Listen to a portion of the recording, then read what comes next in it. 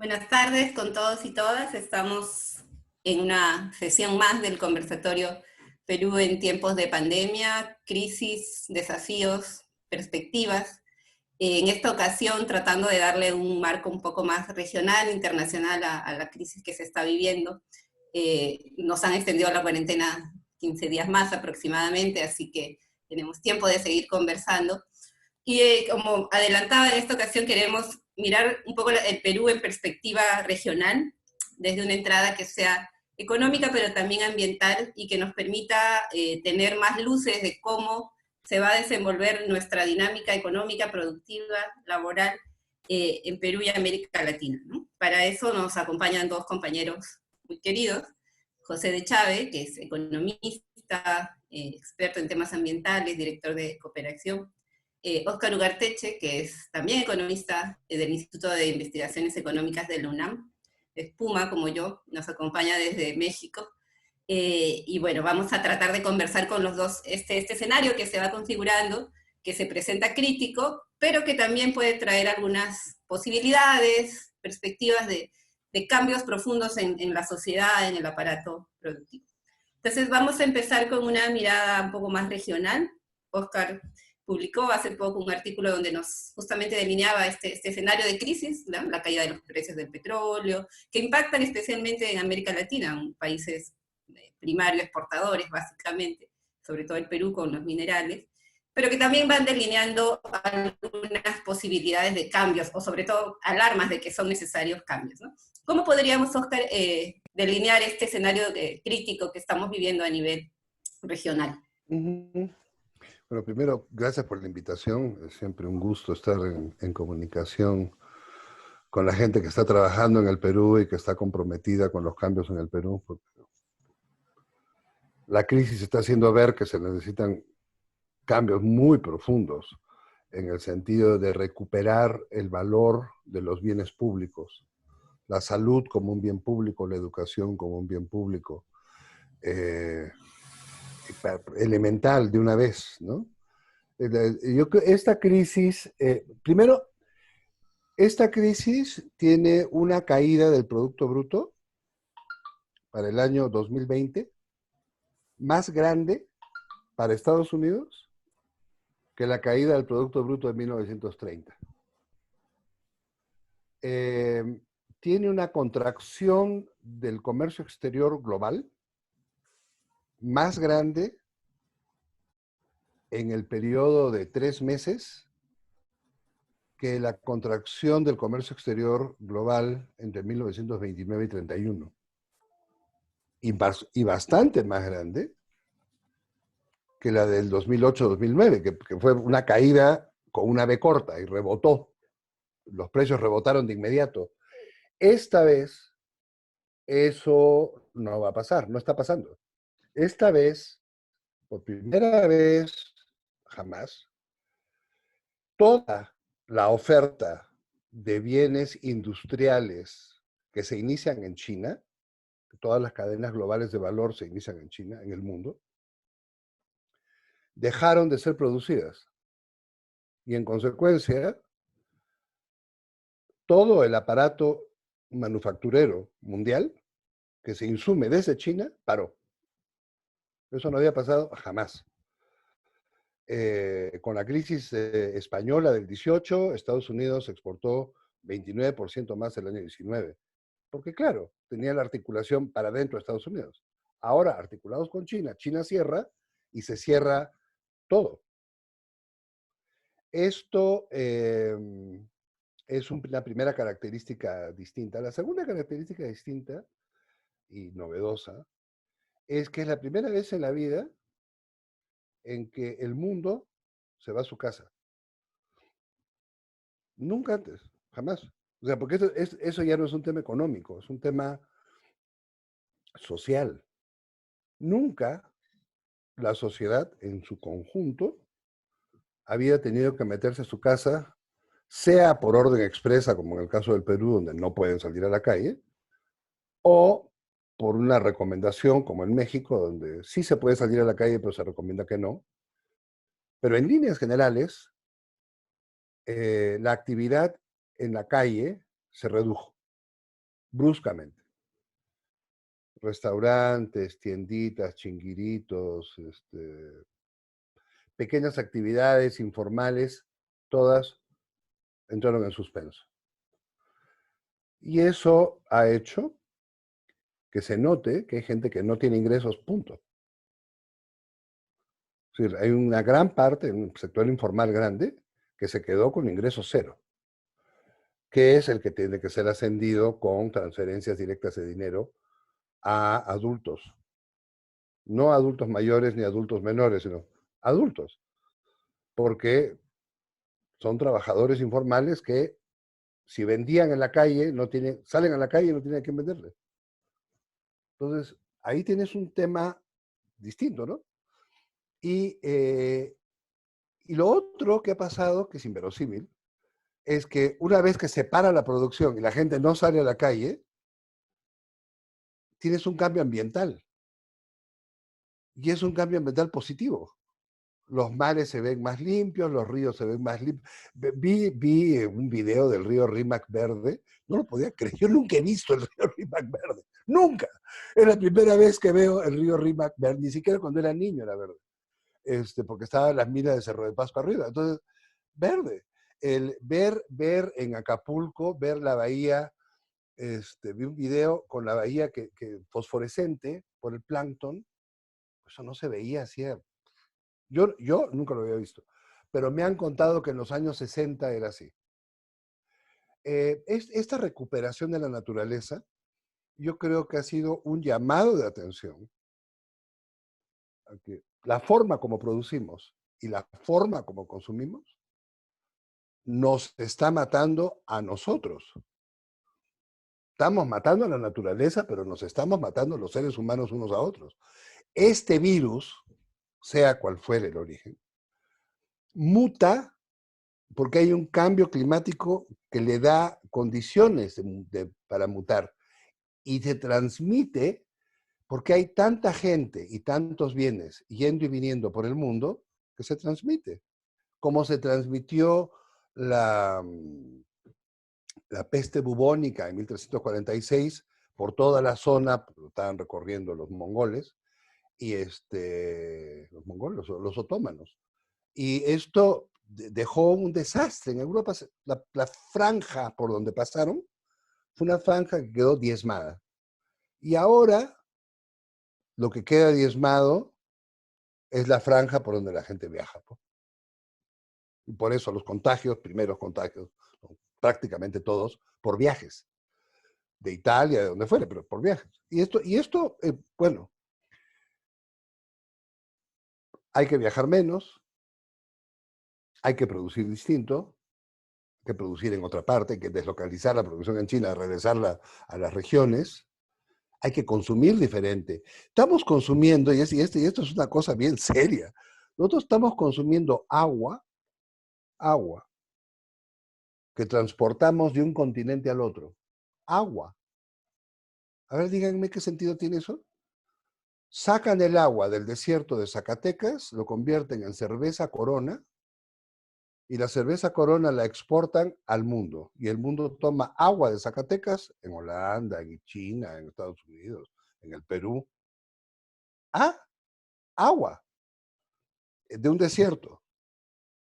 ¿No sería más lógico usar esa agua para el desierto y ponerlo verde? ¿O dejar al desierto en paz? Disculpen. ¿O dejar al desierto en paz? Pero, digamos, hay que volver a pensar qué estamos haciendo con los recursos naturales y qué estamos haciendo con la naturaleza y cómo estamos produciendo y cómo nos volvemos a relacionar con la producción agrícola. ¿Qué es esto que estamos importando tomates? A ver, cuéntenme. ¿Cómo estamos importando tomates? Exportamos unas cosas para importar otros alimentos. ¿Ah? No, digamos, en términos ecológicos, eso no tiene ni pies ni cabeza. Pero eso pasa por fortalecer las relaciones ciudad-campo nuevamente, retomar el concepto de seguridad alimentaria y volver al principio de que consume lo que produce. Es decir, vamos para atrás. esta falsa noción de progreso que sí, no, nosotros compramos los, qué sé yo, aquí en México, los chiles jalapeños vienen de China. ¿Cómo pues? Y tenemos los campesinos en México que se mueren de hambre, pero importamos los chiles jalapeños de México. No puede ser. De China. No puede ser. Y al otro lado, no podemos darle precios justos a la papa amarilla. ¿Por qué? Démosle los precios justos a la papa amarilla para que los campesinos no se mueran de hambre, porque esos precios son racistas, son precios por raza, no son precios ni por oferta ni por demanda. Y, y tengamos una mejor distribución del ingreso a partir de una relación con la agricultura distinta. Pero tienes que concebir la sociedad de otra manera, ¿no? Para comenzar, concebir a la sociedad de iguales. Bueno, no puedes tratar a unas personas que ofrecen ciertos productos de una manera diferente a otras personas que no ofrecen esos productos. No puede ser, no puede ser. Y esto yo creo que nos habla de un futuro, lo que viene, lo que va a llegar después, va a tener que ser diferente. No puede, no, o sea, para comenzar, esto de los aviones, donde son seis, en los aviones chicos, 6 asientos por fila, que vamos todos apretados con las rodillas puestas de la nariz, yo creo que eso se terminó.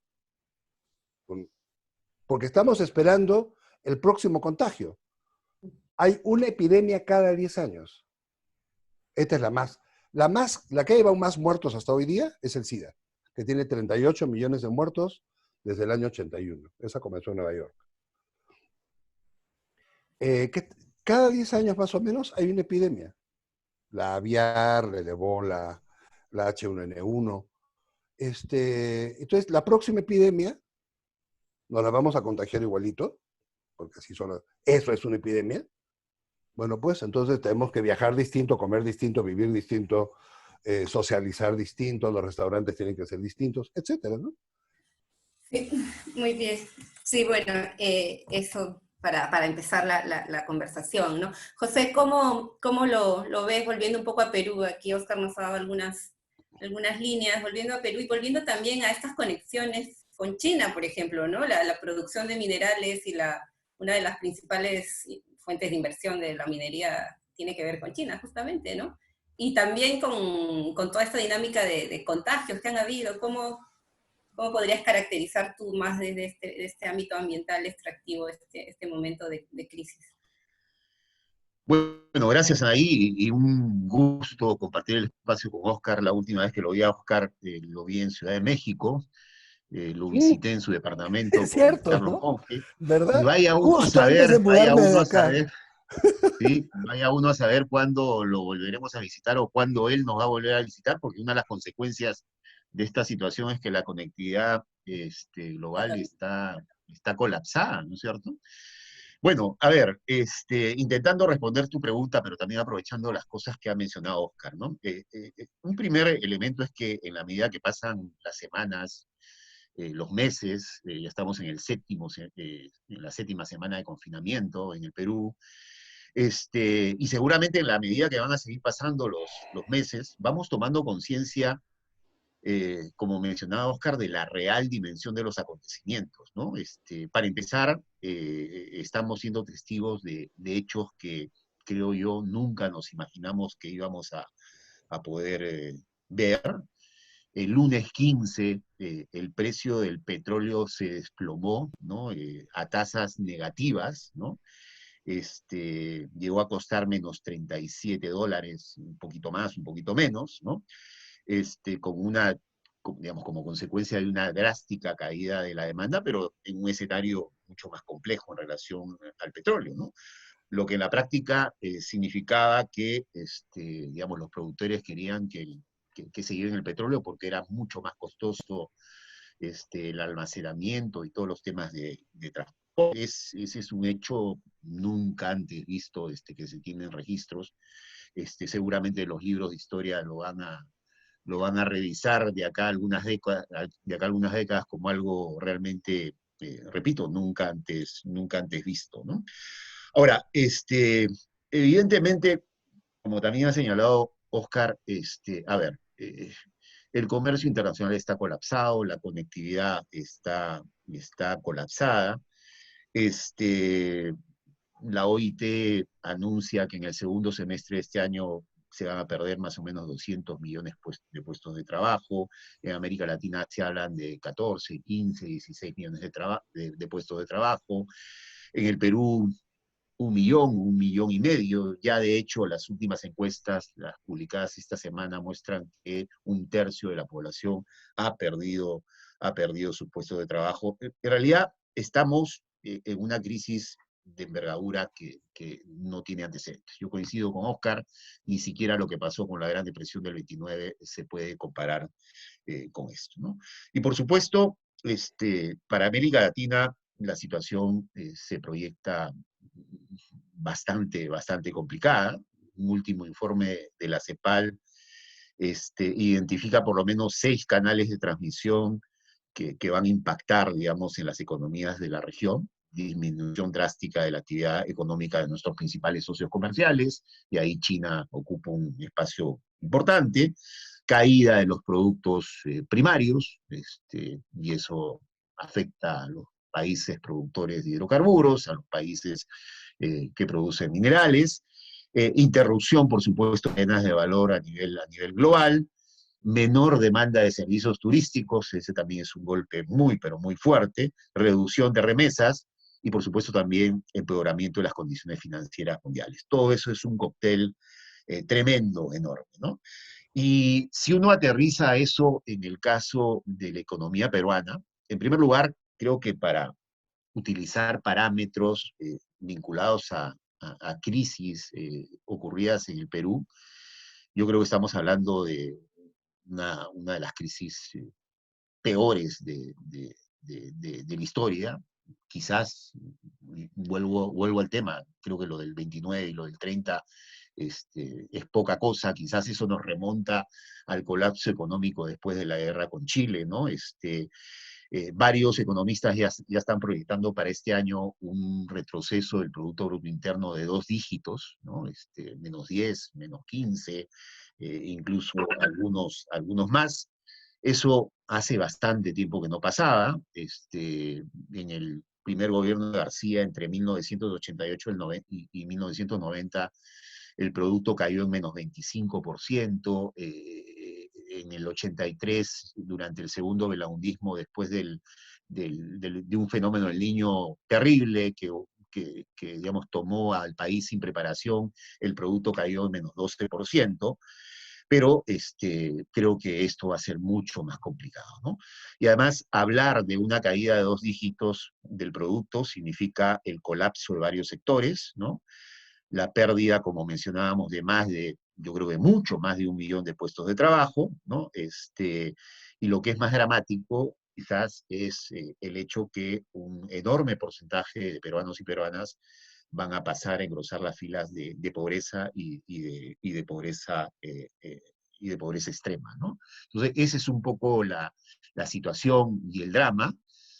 Oscar utilizó la B chica para graficar lo que pasó en el 2008, ¿no? En la crisis financiera del 2008. Y me ha hecho recordar un profesor de economía que yo tenía y que nos decía que la crisis se puede representar utilizando 3 letras, ¿no? Hay las crisis en V, en B chica, es decir, caes y rebotas. Creo que la del 2008 es un buen ejemplo de eso. El Perú en el 2008 estaba creciendo a tasas de 8, 9% y caímos a 1% de crecimiento. No llegamos a ser negativo, pero ese fue el golpe que recibió básicamente por un shock externo. Hay crisis que son en U, ¿no? Tú caes, estás un tiempo abajo, se puede discutir cuánto tiempo y después te recuperas, pero hay crisis que son en L, ¿no? Caes y ahí te quedas, ¿no? Y ahí te quedas un buen tiempo, ¿no? Yo creo que esta crisis podríamos discutir si no, para empezar, no va a ser en B, no es en B. Los que están proyectando que el próximo año esto va a rebotar, yo creo que no están entendiendo, digamos, la real dimensión de la situación. Yo creo que podríamos discutir si la crisis va a ser en U y cuánto tiempo vamos a estar abajo. o si queremos dramatizar un poco, si la crisis va a ser en L, es decir, ahí ya estamos hablando de varios años, de una década perdida, como, bueno, también ha ocurrido en algunos momentos de la historia económica, ¿no? Pero esa es un poco la real dimensión, y por supuesto en países especializados en la exportación de materias primas, evidentemente el golpe es muy fuerte, porque claro, la posibilidad de recuperarse va a depender cuánto se demora la recuperación a nivel global, ¿no? Eso de manera un poco introductoria, ¿no? Sobre la dimensión de la crisis y los retos que tenemos por delante. Bueno, sí, muy interesante esta parte, ¿no? Volviendo ahora un poco a conversar con Oscar, ¿cómo, ¿cómo ponernos a pensar? Este es un programa además que transmite la comisión de programa del Movimiento Nuevo Perú, y también nos interesa mucho ver esta parte de las salidas, ¿no? O sea, ¿qué puede hacer los estados, la sociedad incluso para poder salir adelante luego de esta situación, ¿no? Bueno, los liberales se han vuelto keynesianos, se habla del New Deal, un nuevo New Deal, o sea, ¿qué le toca al Estado? Bueno, sobre todo a estados que sufrieron tanta reducción como los nuestros, en el caso peruano. ¿Qué le podría tocar a un siguiente gobierno en 2021 también, ¿no? Comencemos a hacerse cargo de lo que va a quedar en el país con desigualdad, pobreza, etcétera. ¿Qué perspectivas se van delineando ahí, no? Bueno, mencionábamos la matriz productiva, los hábitos del consumo, que efectivamente son cosas necesarias, pero también en el corto y mediano plazo, ¿no? Paco Durán acaba de publicar algo sobre la base tributaria, el impuesto a las riquezas. ¿Cómo podríamos ir delineando, con esta perspectiva un poco más programática, algunas líneas que nos ayuden a salir adelante? Mira, como, como veo la cosa en el inmediato, hay que separar el inmediato ahorita del inmediato, que no es ahorita, pero sí es mañana, porque esta es una crisis que tiene para hoy, ahorita, tiene para mañana, para pasado mañana, para el próximo año, ¿no? Tiene para varios golpes. Entonces, mira, ahorita el problema en este minuto es que la gente que no tiene ingresos necesita tener un cheque que se lo den por ser una persona adulta que le permita comer. Eso es en este minuto, eso no puede esperar media hora más. Y eso es seguro social universal. Eso es seguro universal, universal. Así. Que se financie con, yo creo, con impuesto a las transacciones financieras, que hay que volverlo a poner, que lo pusimos en el 2002, pero Kuczynski lo quitó en el 2003. Yo creo que hay que volverlo a poner. Y además no tiene que ser un impuesto alto, 0.5. Pero con 0.5 nosotros logramos recaudar el año 2002 $700 millones que tendrían que haber ido al sector de educación. Ese impuesto a las transacciones financieras hay que ponerlo y dejarlo. Porque con eso, con ese impuesto, que es distributivo, tú das el seguro social universal. Y estás. Ese es uno. Esa es una cosa. La otra es, bueno, el impuesto a la riqueza, sin duda. O sea, lo que dice Paco, suscribo totalmente, eso hay que hacerlo también de una vez, porque también tienes gastos que son extraordinarios en este minuto, que no son gastos para mañana, son ahorita. ¿Cuánto tienes que crecer tu presupuesto del sector salud en este instante para poder dar la atención que necesitas ahorita? ¿No? Eso es eso. Ahora, en un segundo momento, tienes el tema de cómo vamos a regresar al mundo. Y por regresar al mundo es cómo nosotros, como personas, vamos a salir a la calle otra vez, primero. Y la segunda es nosotros como países, cómo vamos a regresar al comercio internacional y a las operaciones de la economía en su conjunto.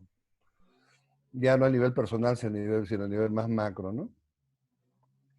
El segundo semestre de este año va a poner en evidencia que tienes quebrados parte brutal de los de la industria de restaurantes, que tienes quebrada a una parte importante de la industria hotelera, que probablemente tengas quebrada líneas aéreas, que seguramente vas a tener quebrado las compañías de autobuses y de camiones que dejaron de operar. Probablemente también tengas quebrado distribuidores y proveedores. Porque hay muchos que les ha pasado, y he escuchado por diferentes partes del mundo, el productor produjo, el distribuidor le compró, y ya no tuvo cómo llevárselo al final. Ese se quedó con un inventario gigantesco y con una carta de crédito. Paga la carta de crédito, tiene el inventario y no tiene un peso o un sol. Y esto es un problema mayor. Y el problema de los grandes, y esto es un tema que a veces no se entiende bien, es qué pasa si tú eres un gran importador y mandaste tu carta de crédito a 90 días para que te embarcaran quién sabe qué, y pasaron los 90 días, tú pagas la carta de crédito y eso que tú importaste no lo tienes. Nunca salió del puerto del otro lado. Y eso lo vamos a ver en agosto, septiembre, octubre, porque todo esto se quedó parado en marzo. Entonces, ahí, cuando todo esto comience a vivir otra vez, vamos a ver esos que se quedaron con las operaciones a medio hacer, cómo se completa la operación y cómo hace con la liquidez. Por eso es que el Fed en Estados Unidos y el Banco Central Europeo han inyectado dinero como locos, porque están seguros que los bancos se van a quedar atorados por los impagos del sistema económico que se ha quedado parado. Pues. Entonces, como no pueden vender y no pueden cumplir con los pagos de lo que compraron, ¿quién se queda con eso? El banco. Entonces, si no quieres arriesgar una quiebra bancaria, pues tienes que ponerle liquidez. Y ya está. Pues liquidez nomás.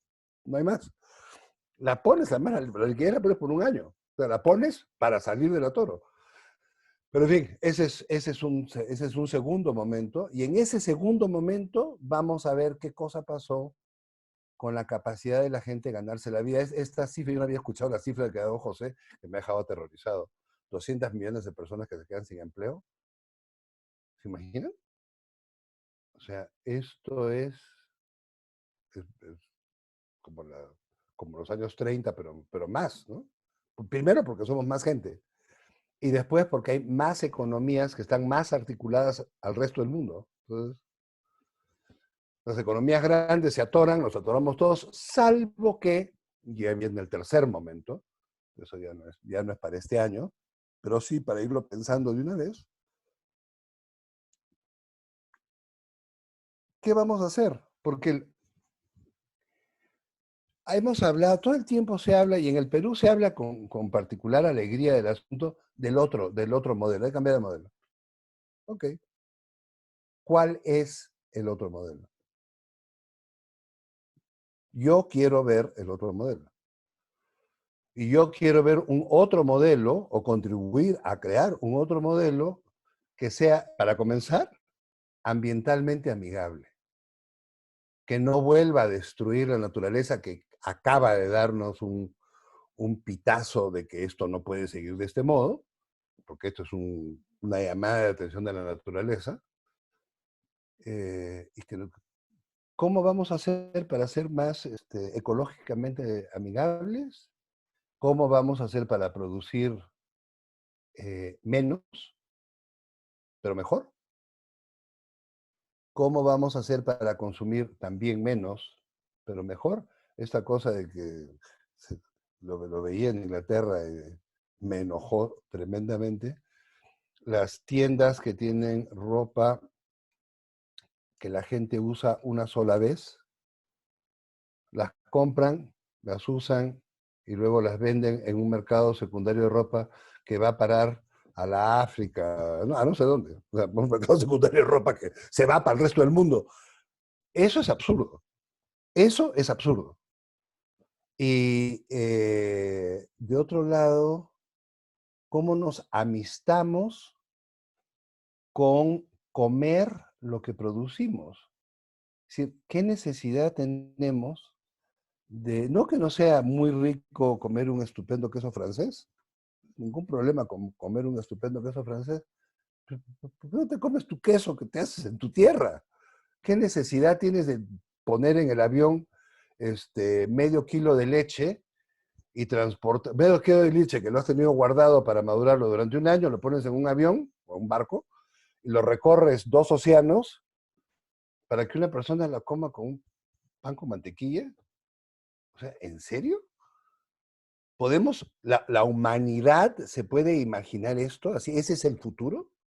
Porque está bien, o sea, es esto que se hacía en el siglo XIX y lo hacían unos poquitos que tenían dinero, era un patrón de consumo europeo que nosotros, la gente con mucho dinero, lo reproducía porque tenía cómo hacerlo, no afectaba a nadie. Hoy eso se hace de manera masificada. Y entonces ¿qué estamos haciendo? Consumiendo leche francesa en lugar de consumir leche nacional y dándole ingresos al productor de queso francés en lugar del productor de queso nacional. No. Y cuando Trump, porque fue Trump quien dijo que esta forma de globalización no tenía sentido, y lo dijo el dueño del caballo, porque los que inventaron la globalización fueron los americanos, por un problema de productividad de las transnacionales americanas. Y cuando ellos dicen, esto no tiene sentido, nosotros tomemos nota de que esto no tiene sentido. Pero además, no solamente porque el idiota dice eso, pues es un tonto, ¿no es cierto? Pero es un tonto que dijo una cosa que era cierta, que es que estas cadenas de valor no tienen sentido. Eso es cierto. Es cierto, pero no por lo que él dice, que es que los chinos se copian todo. Es cierto porque no es posible que el mundo esté articulado a una sola economía para la producción general y por el otro lado, que estemos transportando las cosas por océanos y aires cuando podemos producirlas al costado. Y esto yo creo que es volver a pensar, aunque quiera decir que efectivamente vas a tener que ponerle un sobreprecio brutal al producto importado, pues no puedes prohibirlo, está un poco fregado, pues de repente sí se puede prohibir. Pero en todo caso le pones un impuesto al consumo de 700% y quien se quiera comer un queso brie francés, que pague pues 50,000 soles y que vea si se lo come. Pero, pero que nos permita producir y consumir, porque no vamos a absorber el desempleo. ¿Cómo vamos a...? Ya teníamos un problema de desempleo informal, brutal, 75% de la población peruana, ¿no? Adulta. ¿Y ahora? ¿Qué? Eso va a subir a 85, 90. Y si no hacemos algo en términos de poner el empleo como digamos, en orden de prioridad, tienes que tener una política de desarrollo que sea ambientalmente amistosa.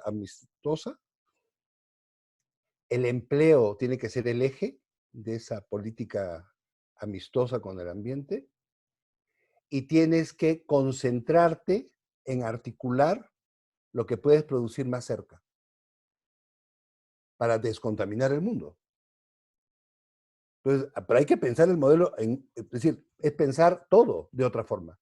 Entonces, imaginarnos, ¿se acuerdan del Imagine de John Lennon? Pues eso, imaginemos otro mundo. Imaginémonos un mundo donde el río Rímac pueda ser transparente permanentemente y playas que puedan estar llenas de pájaros. Ojalá. Pero para imaginar eso, tenemos que imaginarnos otra forma de relación social y además todo esto de que se le da tanta importancia a la agregación de las demandas individuales, que es la negación de la sociedad.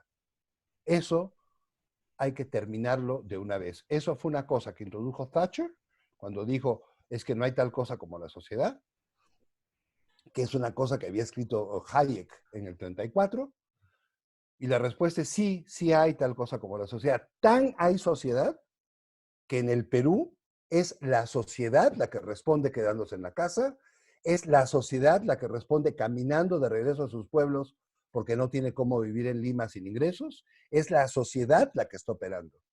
Sin sociedad en el Perú no tendría los estupendos índices que tiene hasta ahora de contagios y de muertos, que tiene muchísimo menos índices que en otras partes del mundo.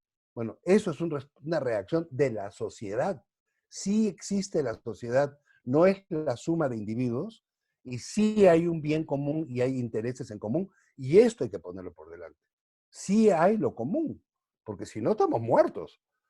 Si no estamos muertos, si vamos a seguir pensando que yo mejor hago el negocio de la educación y yo mando a mi hijo a la escuela de aquí para que entonces haga no sé qué, estamos muertos.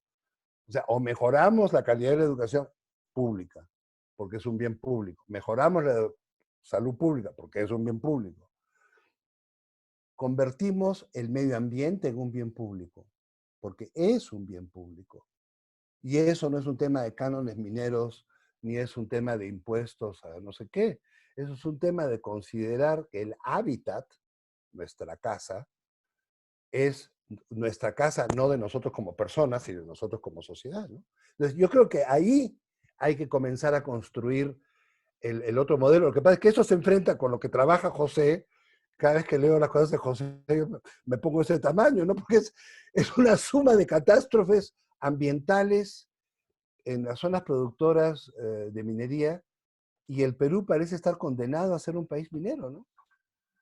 Es una condena horrible. Bueno, sí, en esta línea, ¿no? De repensar el modelo, creo que conviene situarse, ¿no? En el caso peruano, por ejemplo, o sea, el gobierno ha anunciado este paquete de reactivación del 12% del PIB. ¿Cómo queda la economía de la gente? ¿Cómo quedan estos distintos grupos que ahorita se están viendo más afectados, que no necesariamente son los más visibles? Por ejemplo, en el caso ambiental, ¿no? Los pueblos indígenas, las comunidades campesinas en las zonas productoras de minerales. Entonces, José, ¿cómo podemos ir ubicando también este horizonte de cambio de modelo en medio de un país pues eminentemente reprimarizado como el Perú con el tema de la minería? Y cómo ir también pensando esto en el corto y mediano plazo, en, como decía, la economía de las personas, ¿no? Las familias, estas que están esperando el bono, estas que no están necesariamente incluidas en el 12% que va a ir básicamente a los bancos, ¿no? O sea, cómo poder responder en un horizonte programático de mediano plazo, pero también en este día a día que se nos está haciendo tan complejo con las distintas emergencias que vemos, ¿no? Oscar mencionaba a la gente que está caminando para regresar a sus regiones, estos malestares que se van acumulando. ¿Cómo podrías darnos una idea de este horizonte un poco más Sí, programático? sí, creo que son los dos temas centrales, ¿no? Además, para empezar, yo creo que el próximo gobierno va a ser un gobierno sin duda todavía de manejo de crisis y además un gobierno de reconstrucción nacional, ¿no? Ese es un poco las tareas centrales que uno podría proyectar a partir del 2021. A ver, una primera reflexión. Si uno revisa la historia de las crisis y las salidas de las crisis, en términos generales, los márgenes de autonomía siempre han sido limitados, ¿no? Y todo indicaría que si uno quiere pensar la salida de la crisis, incluso el manejo de la crisis, los márgenes de autonomía van a ser limitados, ¿no? Y ese es un reto que hay que enfrentar. En primer lugar, reconocer ese desafío y cómo pensamos enfrentarlo, ¿no? Por ejemplo, ¿a qué me refiero? Por el momento, en el Perú y seguramente en gran parte de los países, sobre todo países de América Latina, estamos enfrentando la emergencia rompiendo los chanchitos, ¿no es cierto? Todos los ahorros que hemos acumulado, el Fondo de Estabilización Fiscal y todos los ahorros habidos y por haber, dicho sea de paso, es importante subrayar que esos ahorros debieron ser mucho más importantes si en el Perú, en la época de bonanza, se hubiese implementado una reforma tributaria activa, si hubiese cobrado el impuesto a las sobreganancias a las mineras y se hubiese luchado con mucha decisión y con mucha voluntad política contra la evasión y la ilusión tributaria. Si hubiésemos hecho eso, es decir, si hubiésemos hecho la tarea, hoy en día hubiésemos tenido ahorros mucho más sustanciosos de los que estamos utilizando. Pero cuando se acaban los ahorros, ¿no? Evidentemente cuando se acaba el ahorro interno, tenemos que apelar al ahorro externo. Y eso, en buen cristiano, significa endeudamiento. Y ahí me acuerdo de los textos de Oscar de los años 80 sobre la crisis de la deuda, porque claro, optar, y vamos a tener que apelar a endeudamiento, de hecho ya lo hemos comenzado a hacer con la emisión de bonos, etcétera, etcétera. Bueno, ahí entramos a terrenos más complicados, ¿no? Más delicados, porque evidentemente las condiciones para acceder a ese endeudamiento se comienzan a complicar, ¿no? Y comienza a complicar la posibilidad de manejo autónomo frente a la crisis y manejo autónomo para pensar las salidas, ¿no?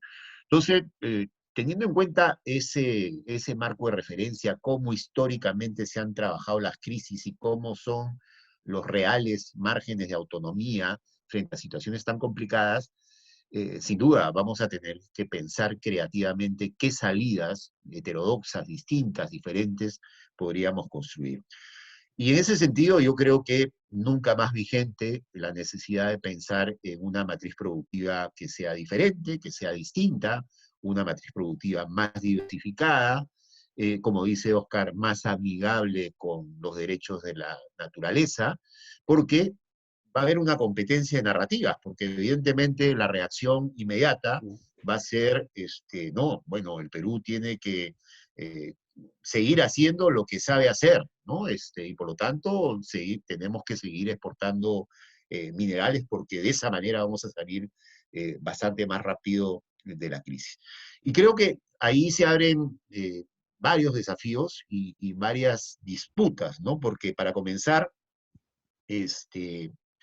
la CONFIEP, la Sociedad Nacional de Minería, que es un núcleo duro de la CONFIEP, en estas semanas hemos visto claramente las presiones que ha estado haciendo para poner, digamos, al ladito de la crisis sanitaria y los retos que tenemos para enfrentar la epidemia, la necesidad de la reactivación, ¿no? Y se ha hecho una presión muy fuerte para que varios sectores productivos comiencen a iniciar, digamos, o a reiniciar actividades, y la minería ha sido un muy buen ejemplo de eso.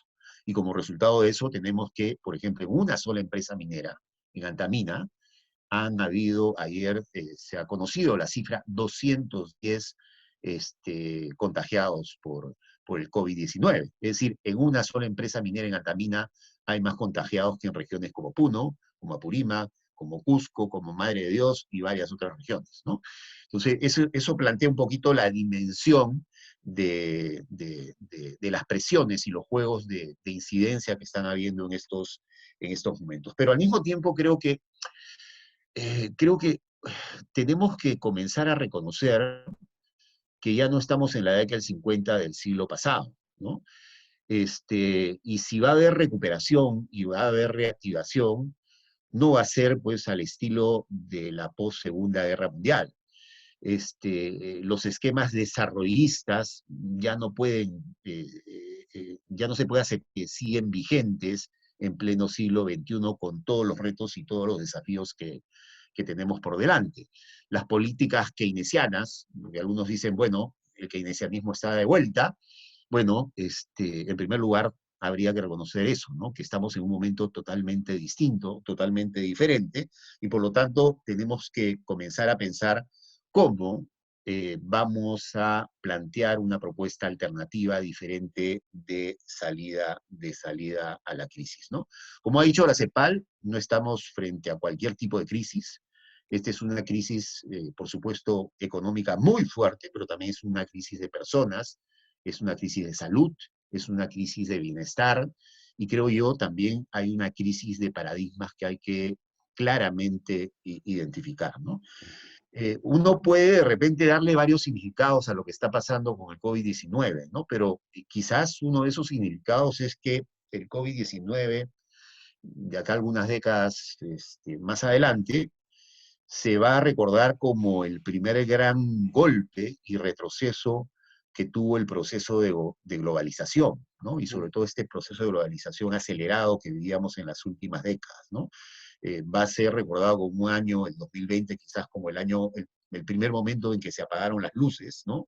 Y que el planeta comenzó a respirar de nuevo, ojalá que así sea. Simplemente algunos datos, ¿no? Las emisiones de carbono por combustibles fósiles este año podrían retroceder más o menos en 2.500 millones de toneladas, ¿no?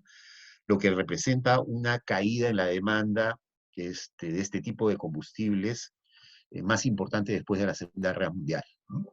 Entonces, yo creo que por ahí están las disputas.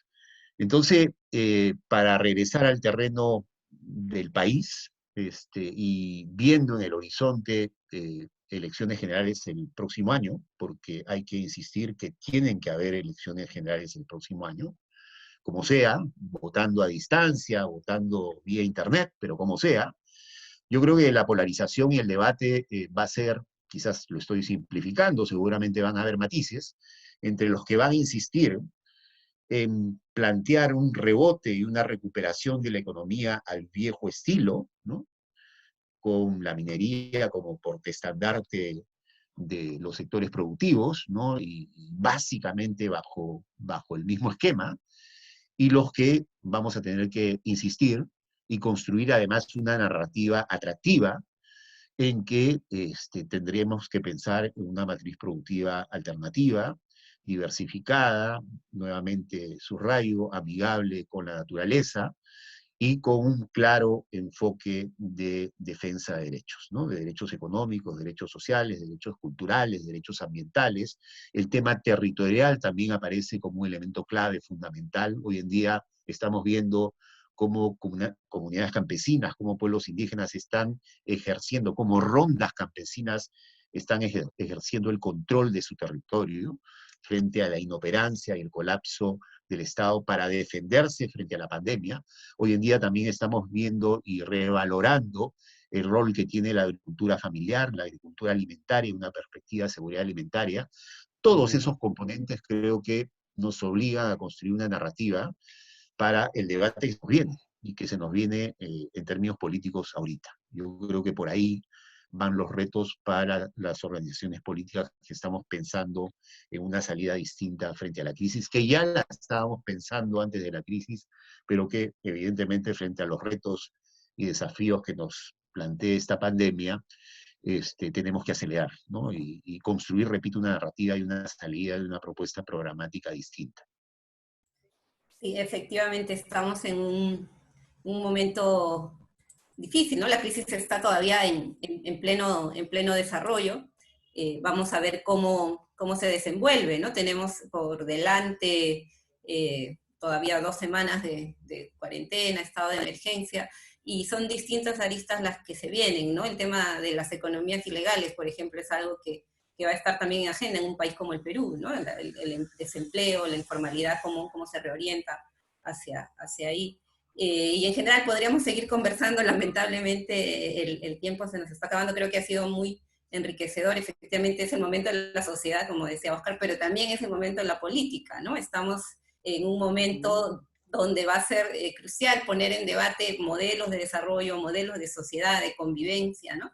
Donde el tema de lo público, pero también de lo comunitario, ¿no? Lo público no solo entendido como la gestión del aparato estatal y de las distintas políticas y programas, sino también de los lazos comunitarios que están presentes, que han estado históricamente presentes en nuestra sociedad, ¿no? Entonces yo les agradezco mucho a Oscar y a José por estos minutos que hemos podido compartir. Vamos a seguir seguro más adelante encontrándonos, y muchas gracias a todos los que nos han seguido también hoy en la transmisión. Nos vemos el otro jueves con el último programa de este ciclo. Gracias, Bueno, José. Gracias. gusto de verte, José. Ahí nos vemos. Gracias, Ahí. Oscar. Un abrazo. Bye, bye. Ahí. Gracias, Álvaro. Hasta luego, chao. Me gustó cómo se